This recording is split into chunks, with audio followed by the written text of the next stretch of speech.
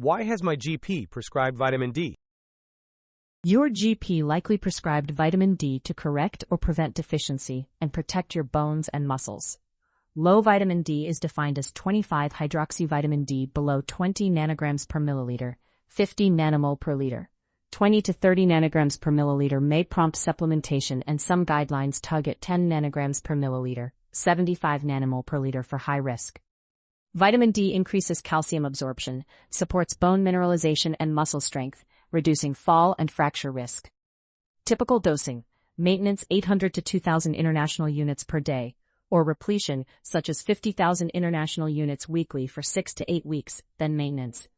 Higher risk people include older adults, limited sun exposure, darker skin, malabsorption, obesity, or certain medications.